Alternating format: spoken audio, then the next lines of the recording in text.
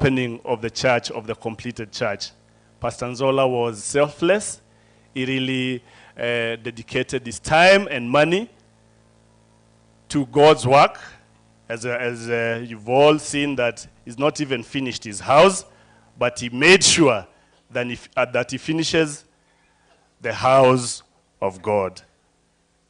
After that, after enjoying the joyous moment with Pastor Zola on that Sunday, he told me that he's going to maturity, where I sent him to Bishop Mutua. There's something that I told Reverend Zola to come and tell you that we wanted, but I didn't get the opportunity for the feedback. After he went to maturity, that Monday is when he went to be with the Lord. So Pastor Zola was a good friend to the community and to the village at large. He really changed many lives around, and we will really miss him. Na karibuni sana, everyone from all over the country. This is Machakos town constituency, and I am a neighbor just up here. And as you come to control with us, tupatieni pole ambazo ziko na heshima na neema. Amen. Sisi atupendagi mambo mingi. Hata Pastor Zola nilikiwa kwa church yake, as he was invited me to speak, I told him, don't fear, don't be afraid that we'll talk nonsense on the pulpit. We really appreciate and have honor to the word of God and to the dead. And especially a man of God who rested while at service. Kwa hivyo, asante sana Bishop Kimeu. Wale wanataka siasa, tutakuwa na wao huko kwa Kamukunji. Thank you very much, Baraza. Mheshimiwa, can you appreciate him? That is quite decent. Before I invite Her Excellency, the Governor, to lead us to a session I'm going to be granting to her, allow me welcome Honorable Eugene Wamalwa. Huyu ni mlamwa kwangu, and he's here. He's the man with the Queen's language, an astute politician. Thank you, sir. God bless you. Pastor Tabitha, my friend, Pastor Jonathan, and the entire Zola family, Excellency Kalonzo Musyoka, the 10th Vice President of our Republic, Excellency Rigathi Gachagua, the 2nd Deputy President of our Republic, with your dear wife, Pastor Dorcas, all protocols observed, allow me to bring my condolences to the Zola family. Tunasema poleni sana kumpoteza Reverend. And also, as we meet here, we're not just here to mourn, but to celebrate great leadership. And my friend has asked, how does a country develop from a third world to a developed? I know we're not supposed to talk politics here, but I just want to take a minute to respond to him.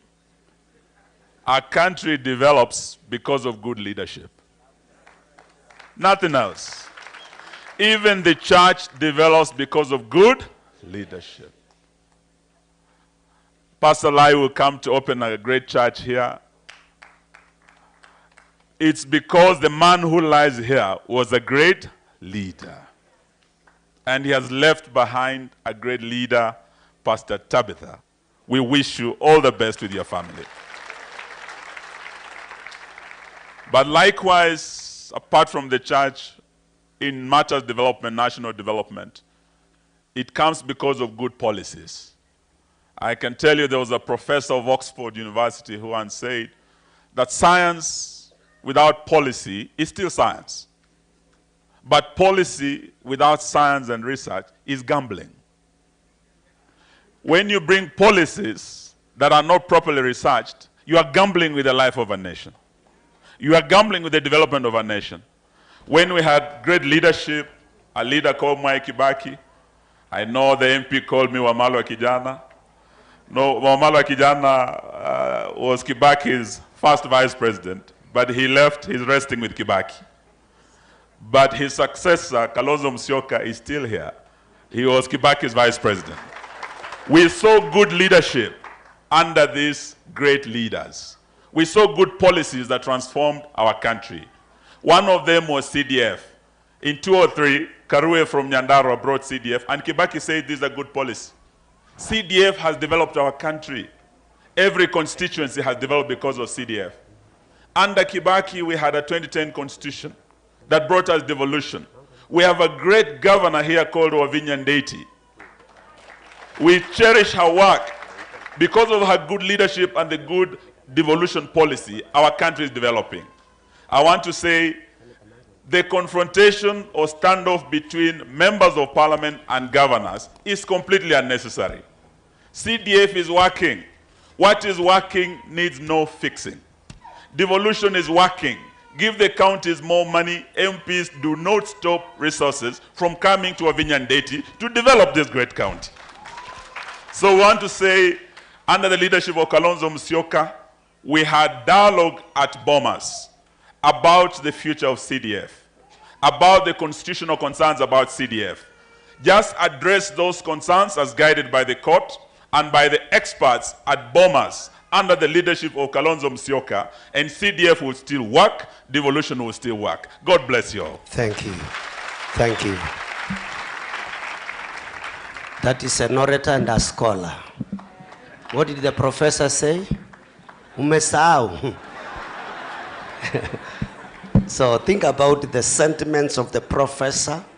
Think about the value and the importance of policy that and good governance that will be able to bring us to a place of honor. Mheshimiwa Senator Kavindu is together with us. Madam, we celebrate you and appreciate you. Please come and address us, and God bless you. Can you clap for Madam as she comes? Pigeni Madam makofi mazuri. Thank you.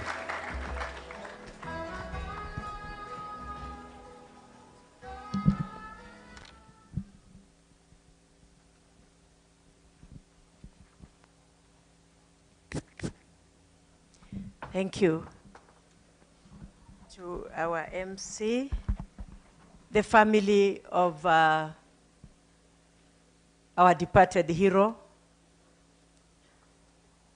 His Excellency Kalonzo Musyoka, and Rick G, the Deputy President, Mama Wamalwa, Her Excellency Governor Wavinya Ndeti, and all leadership, bishops, Papa Bishop Mutua, we respect you. We honor the anointing in your life. It has brought Machakos where it is. Na tunakupenda, nitukuendete, na nitukutaiya, nunduke katio uwe, masakunde mbwa balaji mdi umundi.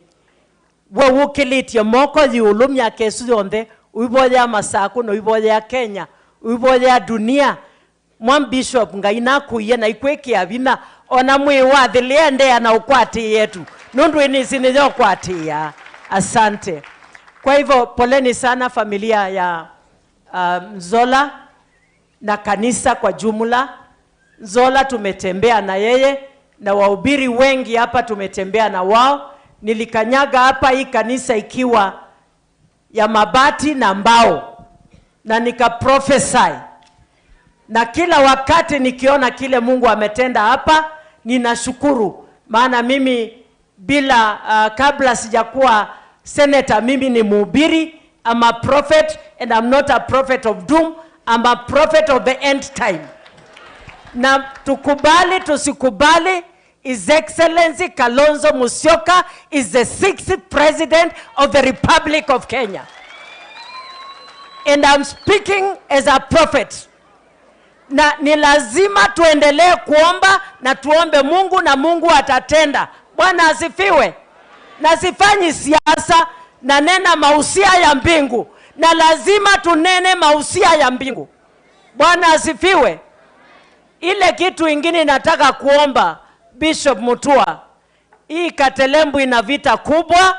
omba vita iliyo Katelembu ishe, na wale watu wa miongoni damu wawe compensated, wale wenye haki ya kuwa compensated. Na hiyo ndio vita yangu kubwa Machakos, na sitaacha hii vita. Mashamba yetu yanaendelea kuenda na watu ambao hawafai. Leo hii nimetoka kwa ofisi hizo nikifuata haki ya Katelembu, na nitazidi kutetea.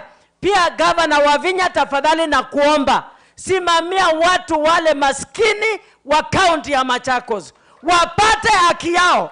Mimi sina haja ya chochote, nina haja ya maskini apate haki yake.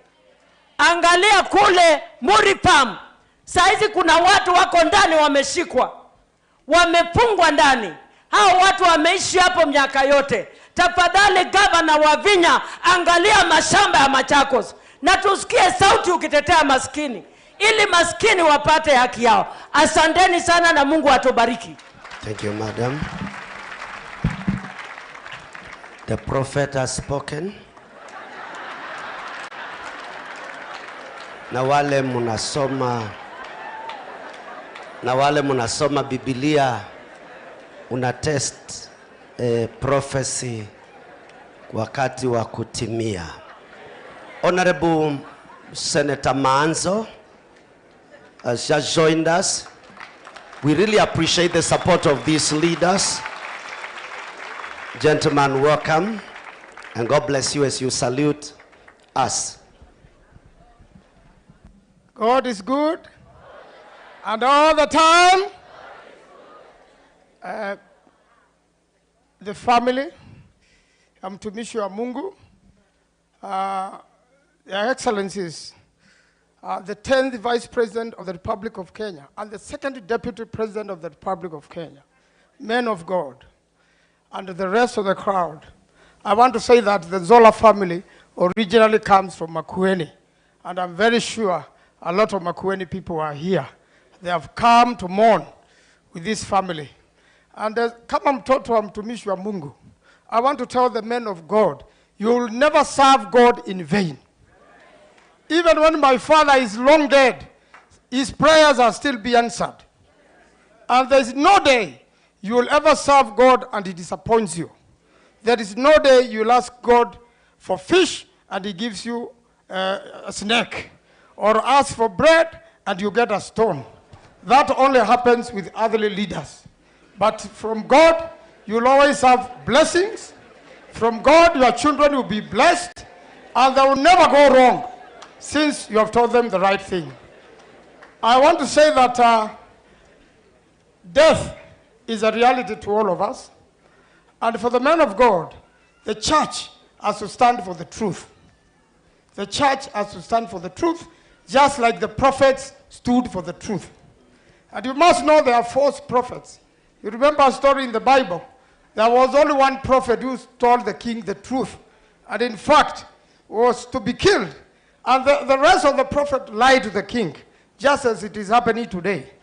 We need truthful prophets who follow the Bible and who listen to the voice of God. The Bible says any government which misuses the fruit and the harvest of the people is a cursed government. And the God does not like it. Coffee has been misused. So many, crops in this country. We are not even selling to and trading with the rest of the world, because the Minister of Agriculture, which is devolved and is supposed to be with Governor Wavinya and the other governors, is still hanging in the national government.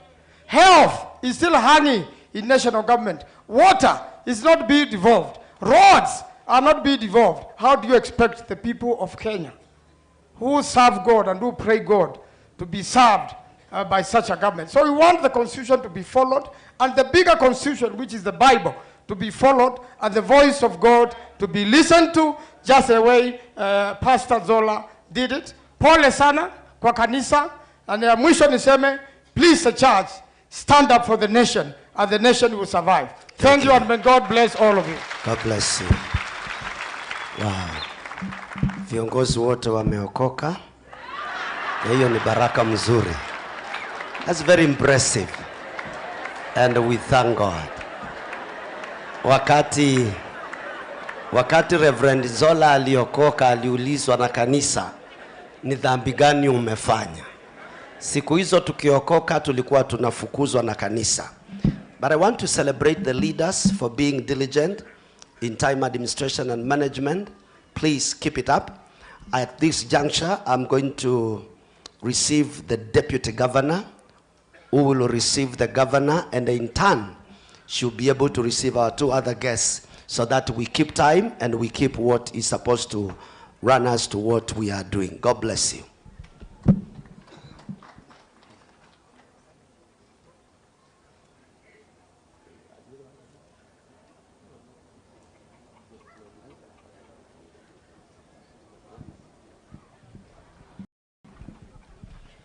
Okay. For bishops, clergy,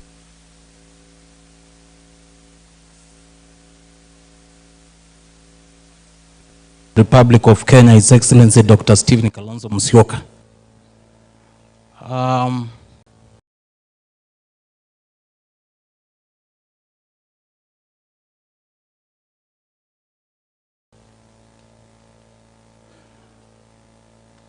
I think after the family and the church spoke about our late spiritual leader, I think the rest have very little to say.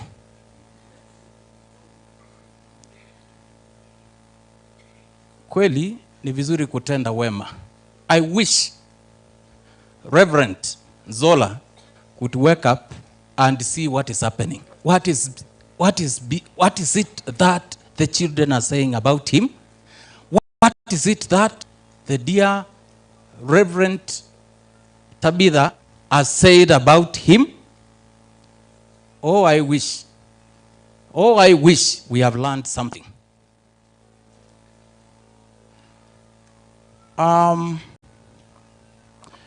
Your Excellency Governor, I want to speak something about our spiritual father,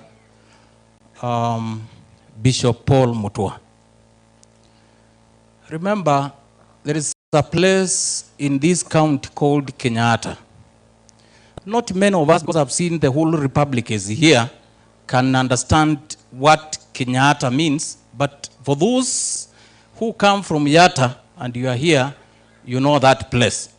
We have one of the best performing secondary schools in this county, which was started and continues under the guidance of our spiritual father, Paul Mutua. And Governor, it is in that honor now that road will ease, because he has made various trips to that particular area. And I thank you, my Lordship, Bishop Paul Mutua. I think a question has been asked. Just 1 minute, Bishop Kimeu. How do countries develop and move? From developing to developed. You must have vibrant media. Media is not there to entertain anything that I say. They are there to ensure the truth is upheld. Please, let's pray. All that we respect our media, vibrancy, objective reporting in this country.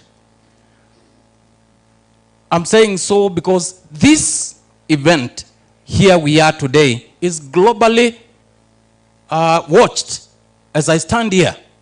And it is courtesy of media informing us. When you attack the media, where does it leave us? Where does it leave the country? They must be vibrant so that they can inform, educate, and ensure we are well guided. Your Excellency, before I invite the Governor, I want to say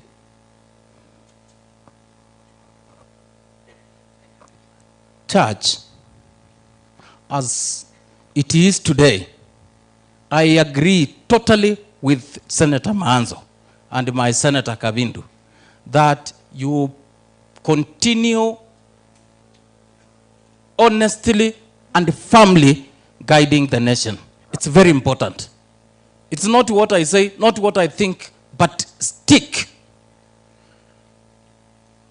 to the word of truth. The secret to good leadership so that the country can prosper remains in unity. I've seen the legacy our late Reverend Zola has left us. Truth, teamwork, and focusedness in leadership, whether at the family level, at the community level, at church level, everywhere. So please, we come here to control, and we say, mimi ni maombi tu. Ni maombi hata naweza piga magoti na nitaomba bishop wangu Kakala atakapokuja uombe hili. Ikiwa nchi yetu itaungana na tusonge mbele na tuichukulie mahali Mheshimiwa Kibaki na Kalonzo Musyoka walipoiachia, tuombe sana the Deputy President of the Republic of Kenya, Rigathi Gachagua, na Kalonzo Musyoka washikane na Wamalwa. Hiyo team wazidanganywa usiku mmoja akimbia pande hii mwingine. Hiyo unity italeta mambo mazuri. Sidio? So tutawaombea sana. Na you are bishop, sorry sana, you are the Deputy President. What happened, we saw Mama cry. We cry with her. And as a community, we were well guided by our party leader. You saw how our senators fought. We are with you. We continue praying for you. For that matter, allow me to invite Our Excellency, the Governor of this county, Our Excellency Wavinya Ndeti. Karibu.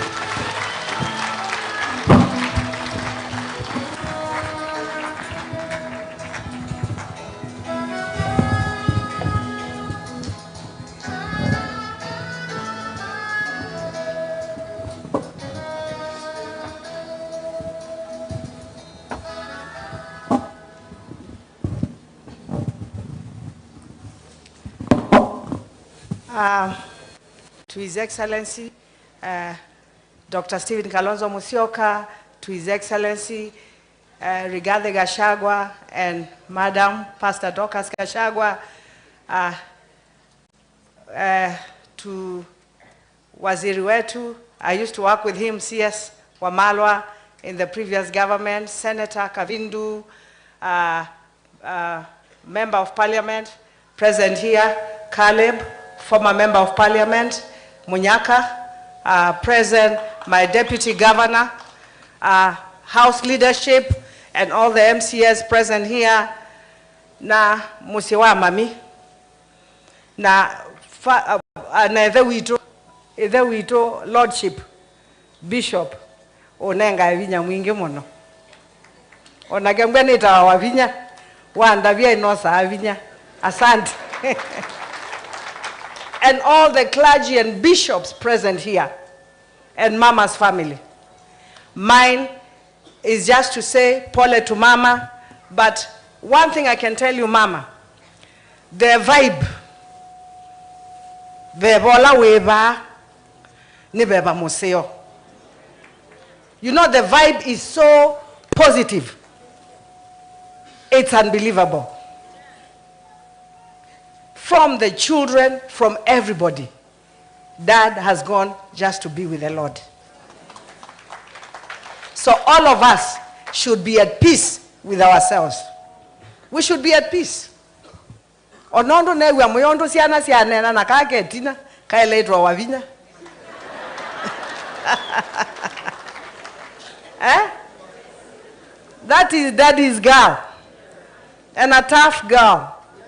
Yes? And I'm sure Daddy's girl, Ningo Kosa.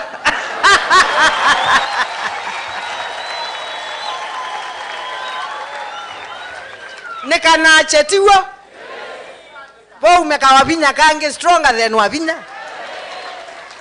I have seen something in her. And even all of you, you're blessed. You're all blessed children. You all have, you know, you're gifted in different ways. And we thank God for you. Mama, thank you for being a good mama. Daddy was a friend to these children. And no is no manya. No ne wandu mane na relationship like la mwana wa ineve. Kwa withiete tungia daddy mobea na bala wati wa mami mali umewachwa. Nataka kukuambia I'm a widow. I lost my husband 8 years ago. You need to be strong. You have to be strong. Wenda kuyalika bedroom we medho imavele.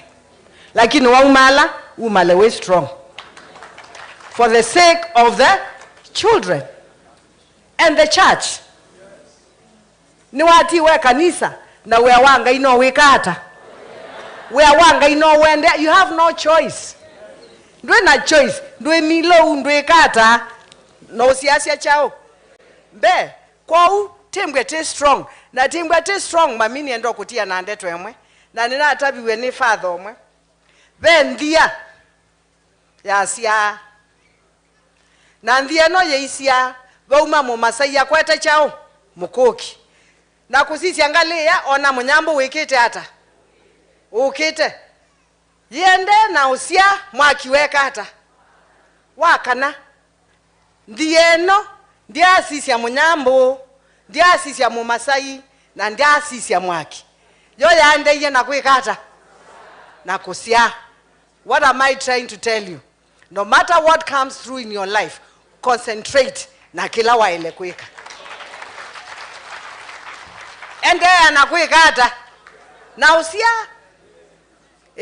nondo kiende na usia mu masai ye cha mukoki wathi watonyola munyambo chao kanywa tisawa mu masai ya ngama na yonga yate chao bua ate mbua na yola mwakiweka hata wabwa na yonthia yeka hata yasia ndia yasia mu masai yasia ndieno ndika nondo ne yeka hata ndia yeka hata.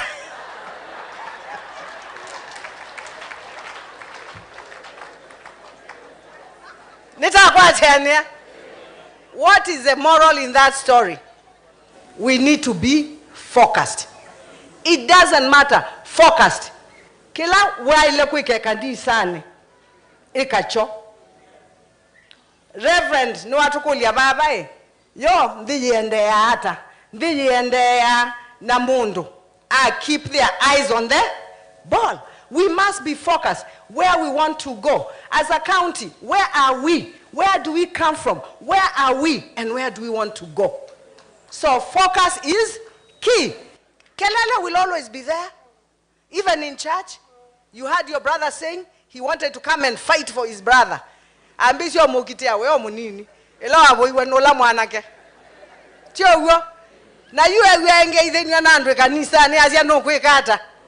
No koka lakini nondo ngai yake velane. He did not need to come because there's a bigger there's a bigger God. Na ngai ni wa control ya siendo si onze si achao si andino kwa unya ni ndo mutunge ya mubea na ndia sia mami. I know you're a pastor, but me when I lost my husband na saw me Isaiah 54 na kulia ngai makulio mainge muno. Mainge pio na mukulia ya we wambe na mume akwa niki na nyeni omunini waka mume akwa kwe ni kansa niki. I ask him questions na ndiye na bingwa Biblia unakoliowe mwene mbiso ne kola sia mombi wa mbiso ndo ikwekata ikombwa manya ninye chao ninye ngai na ninye mombi na ninye mwene siendo chao sionde na bindia. After 2 days na mokoli yange yue kwanda bie I talk to him. I like talking to my God. I like engaging my God. Na mukoli yae yukuma yuyue tuekata. Na ndiye na bingwa Bible na toewa Isaiah 52 na Isaiah 54. Mudayambe na soma Isaiah 52. Noni amondo umete kemane yete moya na kwa na yamba Bible na kata. No mbelo oilangolo. Na no samba Bible na soma. Juna kulanga yembia mondo umete kemane je si atanita na soma na yamba Bible. Na miname the nyeli newa okila. And the voice was very clear. Na yokie kutoni ko okila. Soma Isaiah 54. Na somie mamina atuekanda. ambia siana siakwa ikembwe sisi yake akaitongo ya sia na niwe ukembwe mume wako. I know you know what I'm talking about. Take key from that, mami. Kibeba we yolumbe wakwa nundu we rev we pastor, and you know better than me. Twikale ba uyesoni nundu ba uyesoni ni bobe kila kendo, and your church will grow in the mighty name of Jesus. Ana wama ambeisia mayesi kana makanisa makekata makanene ba. And what I want to say, I want the church to be given its space. Let the church be given its space. Let the church breathe, because we have some people who are trying to suffocate the church with different things. Kanisa ipatiwa nafasi breathe. Yeah? Kanisa yao yenyewe inajua vile maisha iko. Na they know where we have come from. And I believe from where we have come from, hata kanisa yenyewe imejipeleka mkutano. Si ndio? Kanisa imejipeleka mkutano. Na hii kanisa kujipeleka mikutano, wameona sasa kutoka sasa kuendelea vile wataishi kama kanisa. As we trust you as a church to move this country forward in the mighty name of Jesus. Mumejipeleka mikutano, mumefikiria, and we can see you are taking us in the right direction. Asanteni sana, Mwenyezi Mungu awabariki. I would like to take this opportunity now to welcome Reverend nini weba dukeba ndukambwe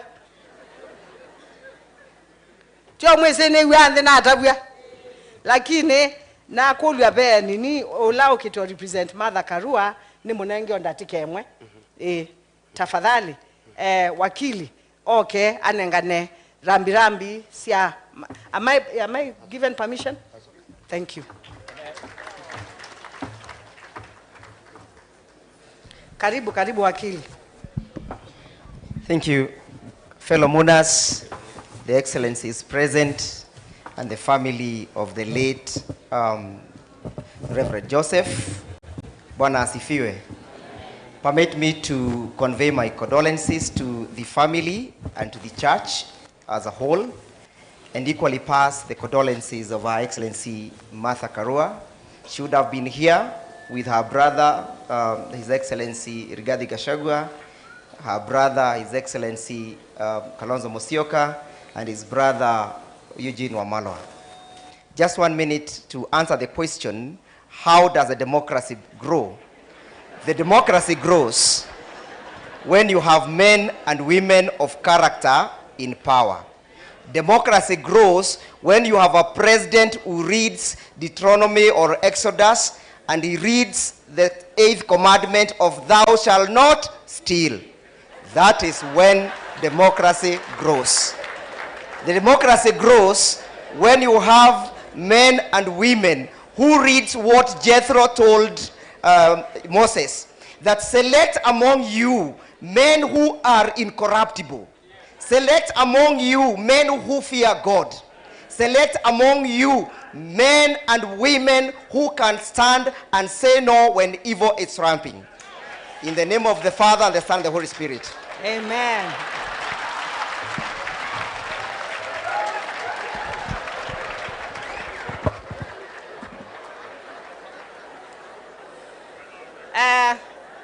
Thank you very much, wakili. Serikali ya Masako ni ya chama kiba? Ni ya chama kiba? Ti ya chama cha Wiper? Nyena Sako iwa chama kiba? Na no lazima niungame na mutongo iwa. Kwa tiyo huyo, loyalty is key. Ngalea kumbwa ni loyo babe Kalonzo. Onangali bandu wangi ndimwe ni chao. Yes. Kwa u, nenda mweleweke u. Na yunondo munene wena ni maku. Tiwa. Ti munene ndena ni make. Na nyendindi kilasi ki unichekata. Ni jamba tanga. Yu nege wa inafiksi. Yu munene. Ndiyo kweta. We munene ogwa. Dende taitwa munene. Lakini ni munene tiwa. Your Excellency Dr. Stephen Kalonzo Musyoka, karibu. Wajamani, wakilishe wageni wako. Asanteni sana.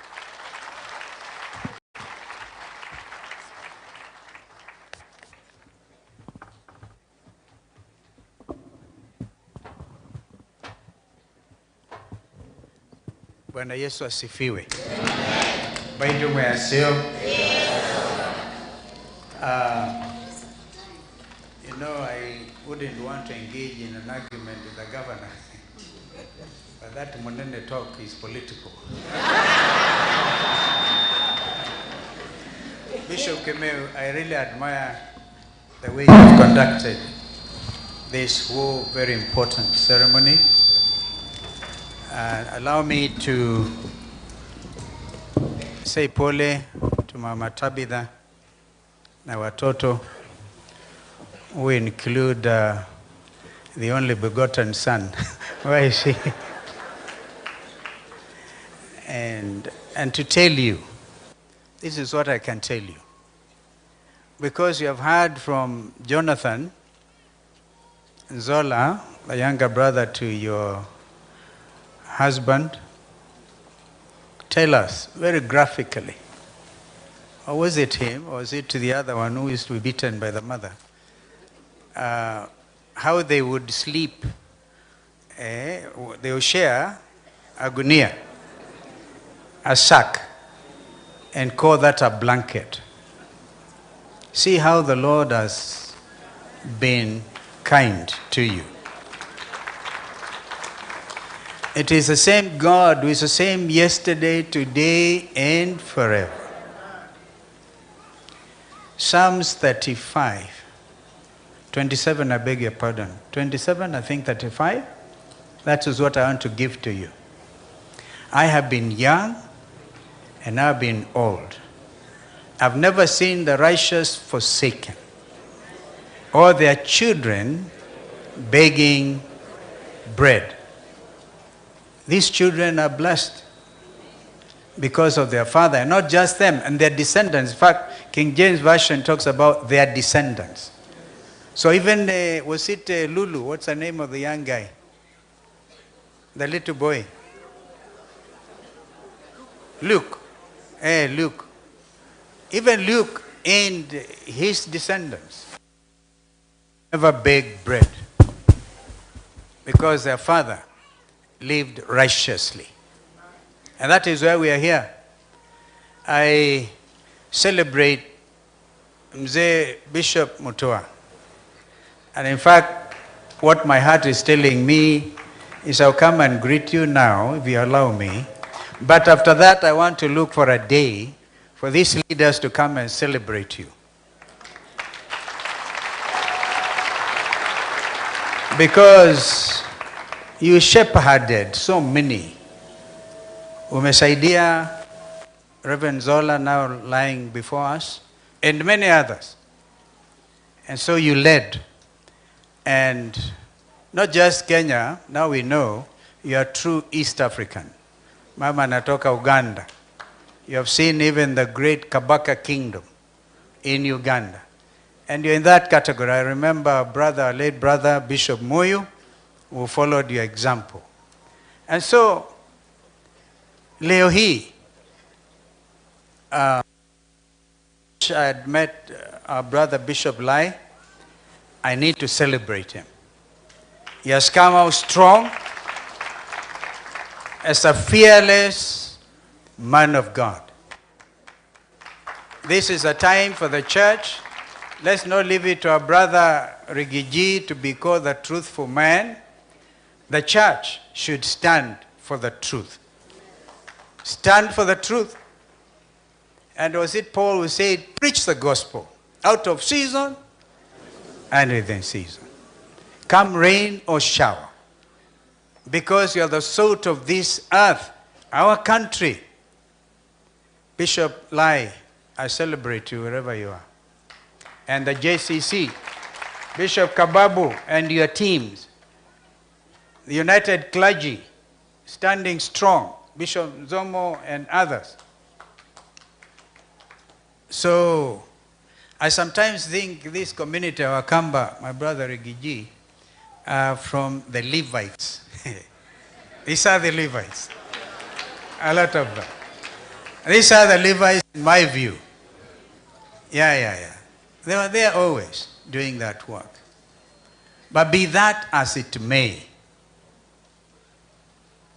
as we say goodbye to Reverend Zola, I'm able to draw a parallel, and forgive me for it. Now I know that righteous, true men of God actually cheat death. Don't say bishops are cheats. They actually cheat the devil, but are always faithful to God. Because Bishop had a stroke a year ago, or is it 15 months ago? And he didn't go. Like one of the children said, just like the example of Ezekiel was given 15 extra years, Bishop was given 15 extra months. What a parallel. So, and as it occurred to any of you that he passed on Fool's Day, he cheated Satan. He just went to rest.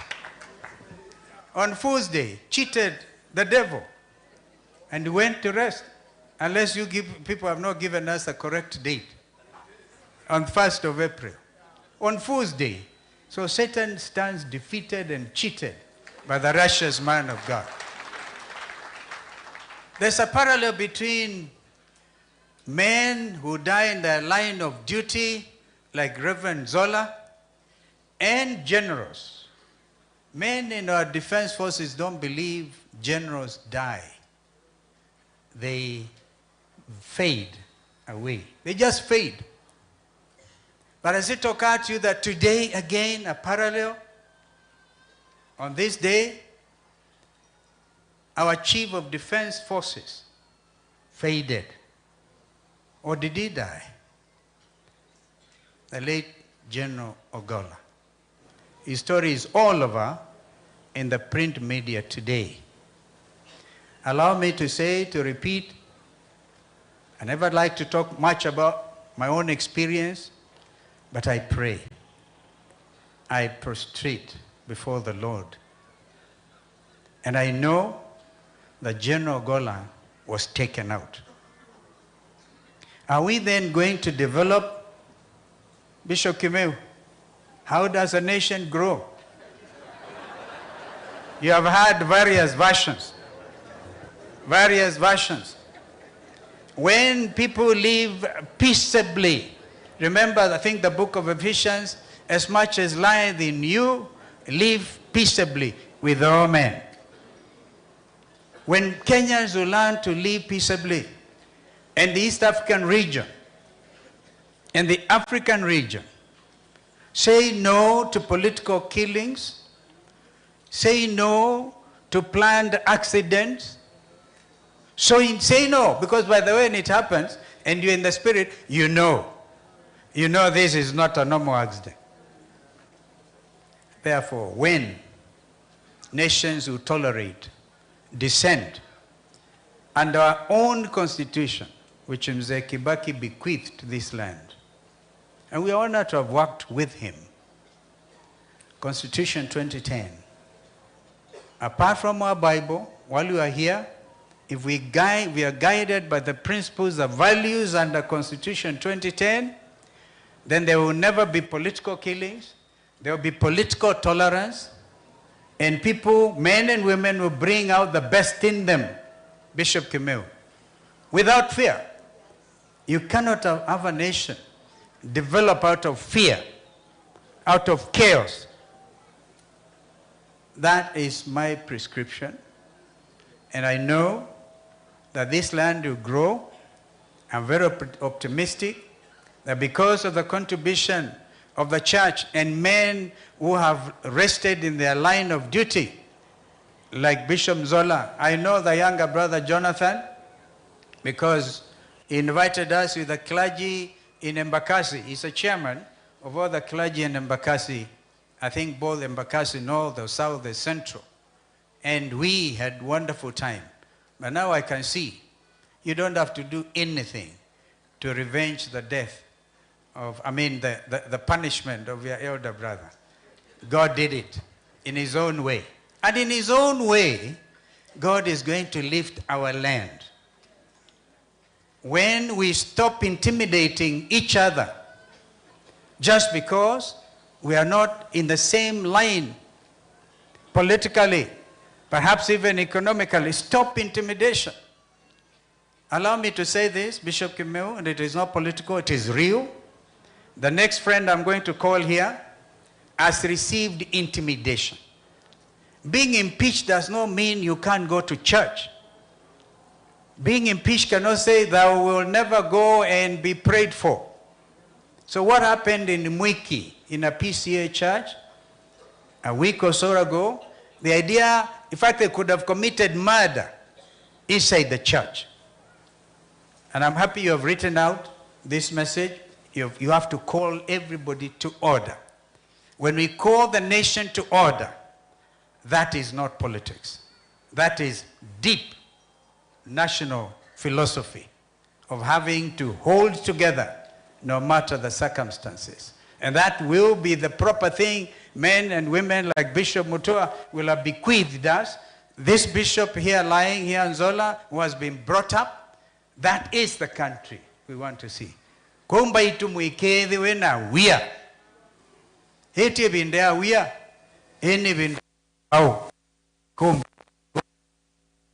Gee. We have not even announced anything.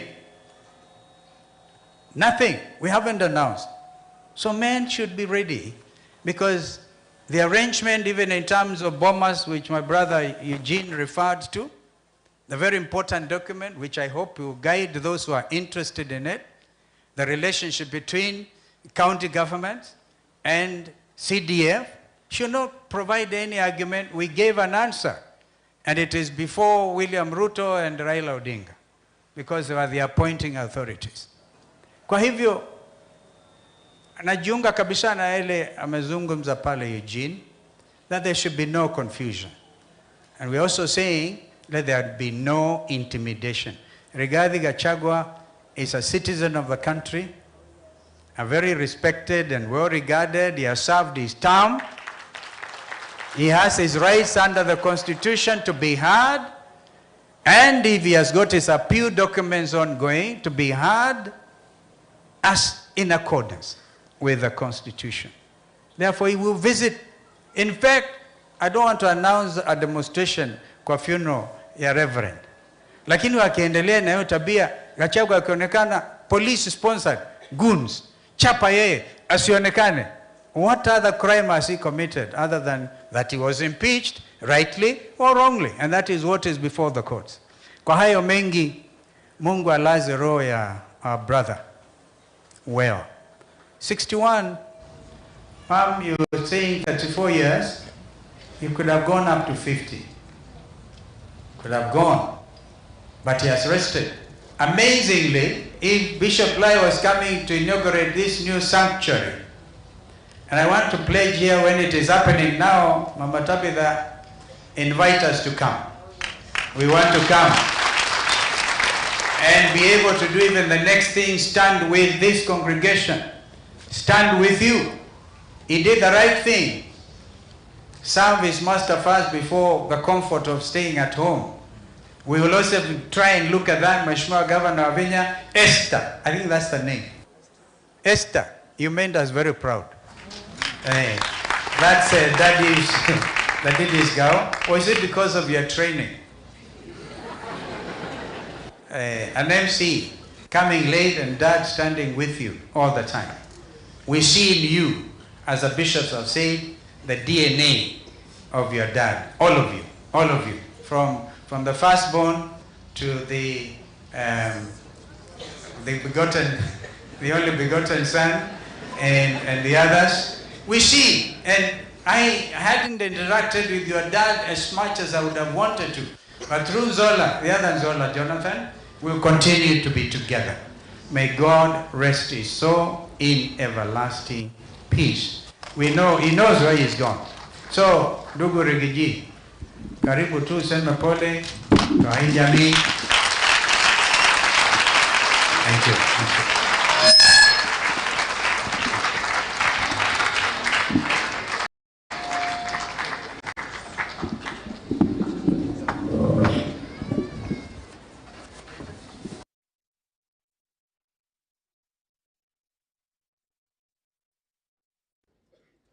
Familia, Mama Tabitha and your children, and the larger family of Reverend Zola, Your Excellency Dr. Kalonzo Musyoka, Your Excellency Governor wetu wa Ndeti, the Governor, the Senator, the MP, na wale wote ambaye mumefika.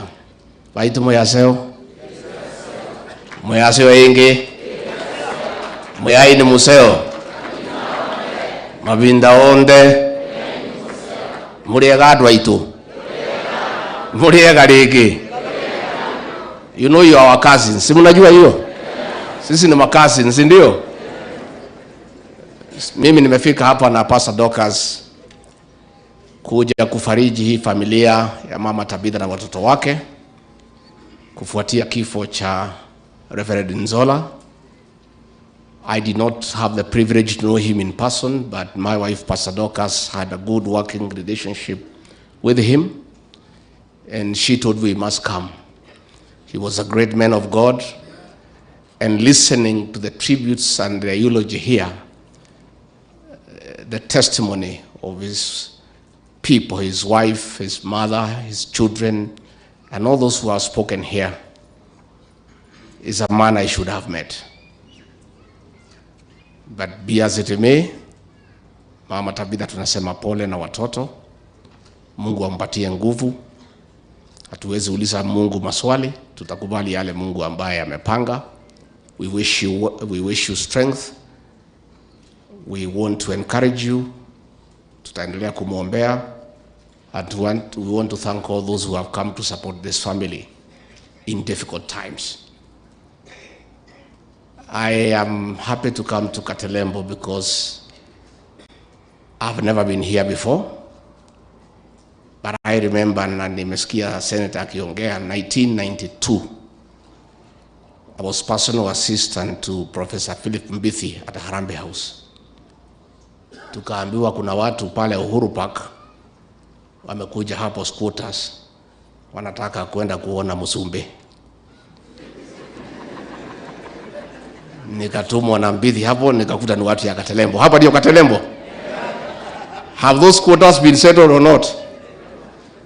So hapo ndio nilisikia mambo ya Katelembo, tukazungumza na hawa, na DC alikuwa anaitwa Ogongo, tukawabebeleza wakarudi.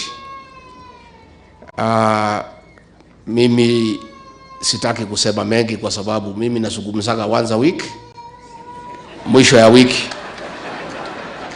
Na sasa unajua wiki iko katikati. Sasa nikizungumza sasa sitakuwa na ya kusema. Na Bishop amesema tusiongee siasa. Sisi hatuongeagi siasa. Sisi tunaongeaga ukweli. Na ukweli lazima kufanya nini? Kwa sababu we have a responsibility ourselves at the church to stand for the people of Kenya. Parliament has been captured. The opposition has been compromised. There is nobody remaining to speak for the people of Kenya unless the Church of Christ does so. Kwa hivyo, wachungaji wetu, you have to step in that role because nature abhors vacuum. Na ndio mumeona saa ile mlinyamaza watoto wetu ya Gen Z wakaongea. Kwa sababu nature abhors vacuum. Somebody must speak. So when opposition walinunuliwa na Ruto, bunge wakakuwa compromise, kanisa ikanyamaza kidogo, watoto wetu wa Gen Z wakajitokeza wakaongea na wakauawa. Na hii shida yote unaona Kenya ni kwa sababu ya kumwaga damu ya watoto. Hata mkoloni, the British colonialists alikuwa pale kwetu kwa mlima. Brutal as the colonialist was, he never went for the children. aliwachana na wamama na watoto. So tumepata utawala unapigana na watoto wadogo. Watoto wakiandika vitu hapa kwa mtandao, wanashikwa, wanatekwa nyara, wanauawa. Umeona watoto pale Butere wametoa mchezo ya kuigiza. Hata wakati wa Moi kulikuwa ridiculous. Moi never took any action. Si ilikuwa inaitwa ridiculous. They were enjoying because it is satire. It's a mirror of society. And Moi never took any action against ridiculous. Kibaki alikuwa pale, kulikuwa na some caricatures wanamuonesha vile anaongeanga. Kibaki anaendelea na kazi. So hii maneno ya kuumiza watoto ni mambo inatushangaza sana. Sana sana. Na umeona nimesema Southern pale Sudan,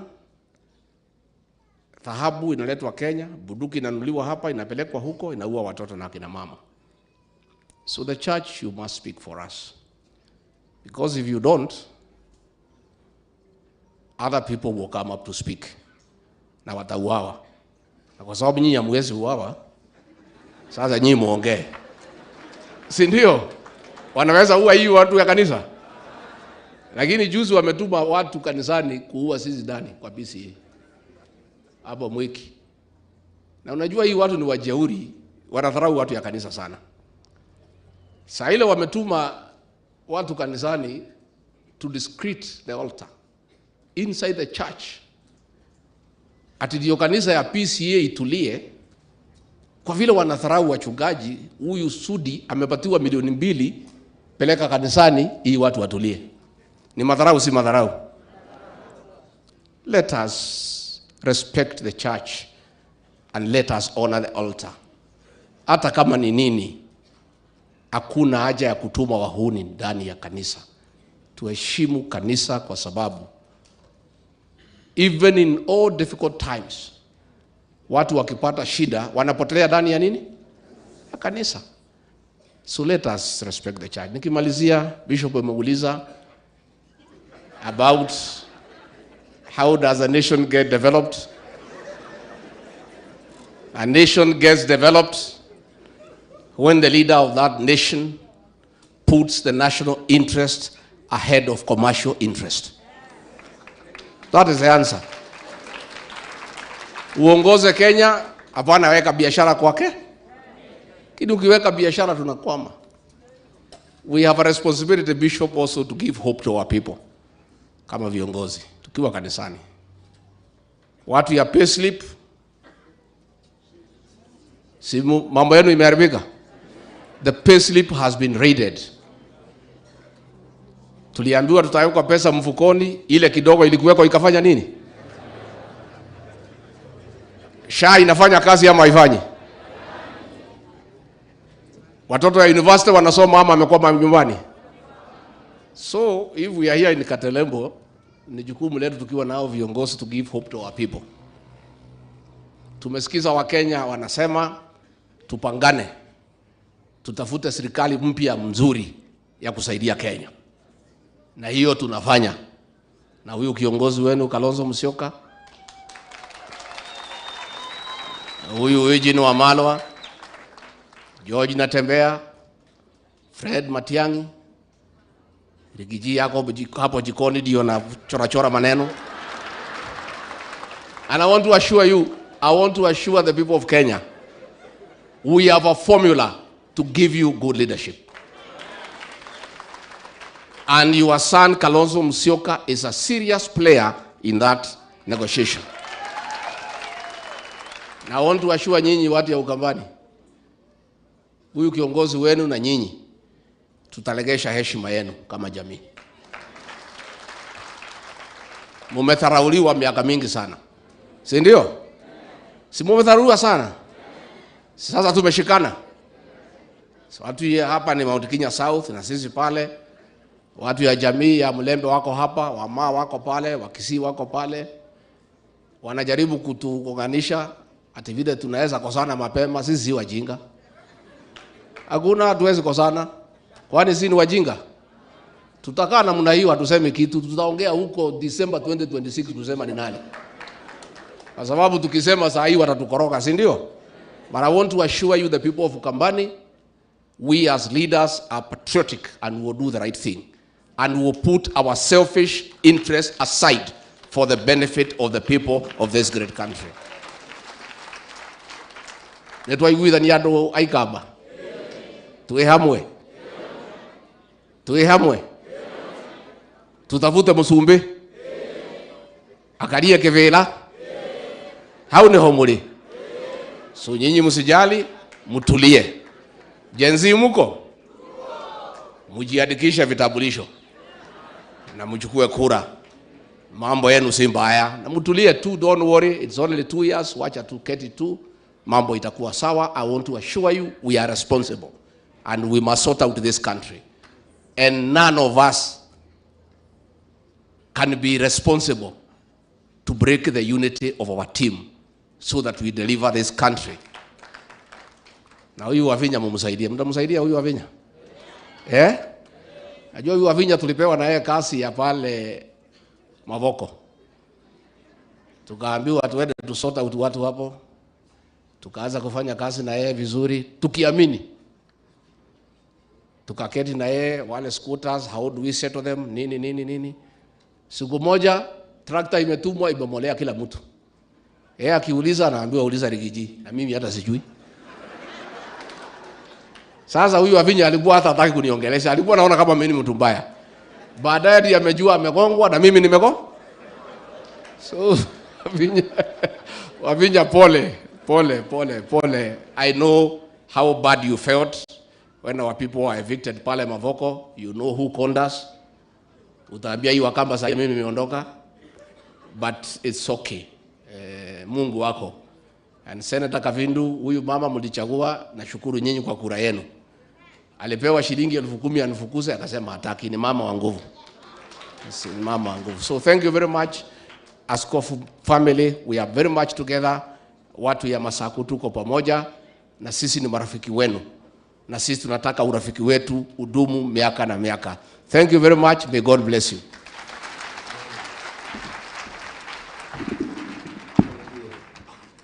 Can you clap nicely for the truthful man?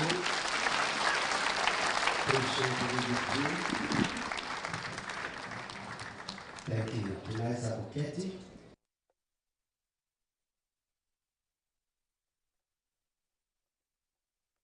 Thank you, sir, and God bless you. We appreciate our leader, Honorable Stephen Kalonzo Musyoka.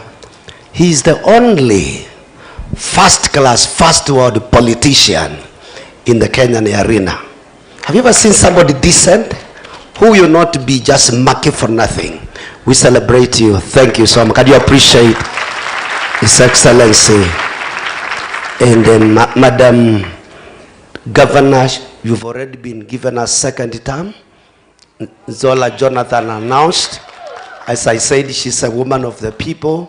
All the facilities we are enjoying her, courtesy of Madam Governor. She committed herself to be of help.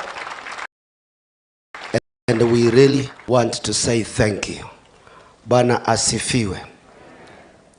Bwana sehemu yangu, rafiki yangu wewe, katika safari yangu tatembea na wewe, pamoja na wewe, pamoja na wewe, katika safari yangu tatembea na wewe, na mali hapa sikutaka, ili niheshimiwe na yani kutema shaka sawa sawa na wewe, pamoja